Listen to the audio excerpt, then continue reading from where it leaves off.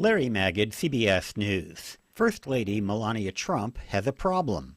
She's taken on cyberbullying as her issue, but she also happens to be married to a person who's well known for lashing out against people on Twitter. So, as she convened a group of industry representatives as well as a couple of nonprofits to a White House meeting on Tuesday, she began by addressing the elephant in the room. I'm well aware that people are skeptical of me discussing this topic. I have been criticized for many commitment to tackling this issue, and I know that will continue. But it will not stop me from doing what I know is right. I'm here with one goal: helping children and our next generation. In my capacity as CEO of ConnectSafely.org, her policy director called me on Friday to help prepare for the meeting, but I wasn't there. But Stephen Balkam, the CEO of the Washington-based Family Online Safety Institute, was there and debriefed me as to what happened at the event. Well, it was a rather interesting affair. Melania Trump, chairing it on her own, addressed the issue that was on everyone's mind right up front, and knew that she would has been criticized in the past and will be in the future, but she said it will not stop me from doing what I think is right. And of course that was covered on television, but once the cameras went off, talk a little bit about what was discussed in the meeting. I think she really was curious to know how to educate parents about parental tools, how parents, and without any sense of irony, parents modeling good behavior online. She seemed to be particularly perturbed by anonymity, both the pros and cons of it, feeling that anonymity led to bad behavior online. There were some questions about how government could help, and also how the companies could do a better job of getting their story out about the technology tools that they have created. Did she come down hard at all in the companies, or was more about just getting them to explain what they can do?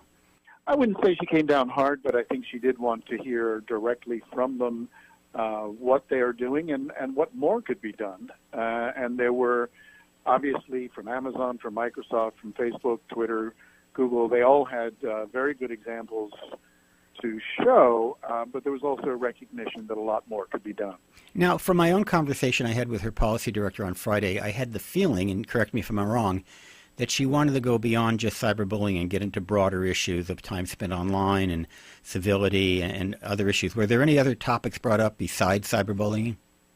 She did ask specifically about time controls, and she almost wished that there was a way that, a big X could come across the screen after her son had used a game long enough and so on. So, yeah, there was definitely looking at that. And more broadly, what it takes to develop what we call a culture of responsibility online and civility and so on and so forth. So, yeah, and to be honest, this was an opening session. It was a listening session. I think it's the first in what will become a series of meetings, events, listening tours, that kind of thing. And one thing is, that people who are not deep in the weeds of these issues like you and I are sometimes tend to exaggerate the problems. They sometimes come up with statistics which are way out of nowhere. Did you get any sense of that there was any kind of hypersensitivity or exaggeration beyond the issues as you and I understand them to actually exist?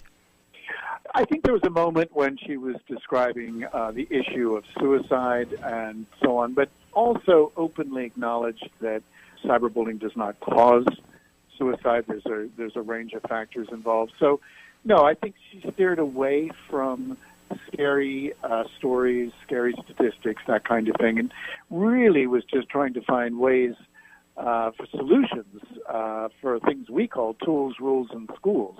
In other words, the technology tools that keep kids safe online, the rules that parents can set, that schools can set, and so on, and also the educational efforts that will go not just for kids, but for parents as well.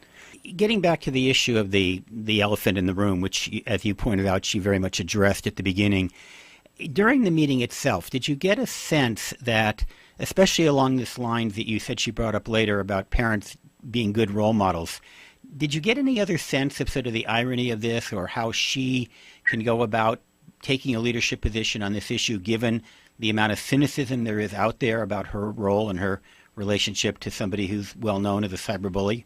Well, quite frankly, given that she devoted quite a few minutes right at the very beginning to exactly the elephant in the room that you described, no, it really wasn't referred to again.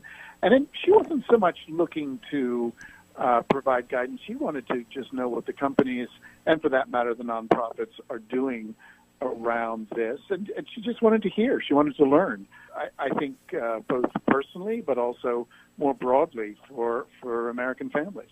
And any skepticism, cynicism from the room, or was it all pretty civil, speaking of civility?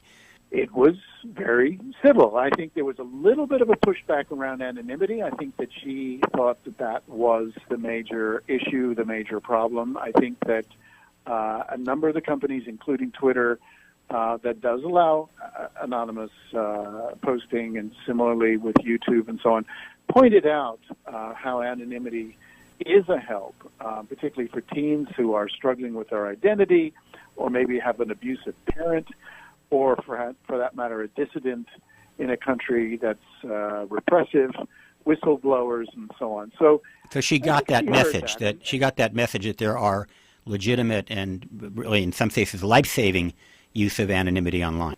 Loud and clear. And I even used the example of the teenager, the senior high school student who anonymously, I think his name was Connor Suave, who anonymously sent positive messages to his classmates for a year and only revealed himself on graduation day. Mm-hmm. So she got that. Got it. Stephen Balkam, the CEO of Family Online Safety Institute, fresh from his meeting with Melania Trump on cyberbullying. Stephen, thank you very much. Thanks for having me, Larry.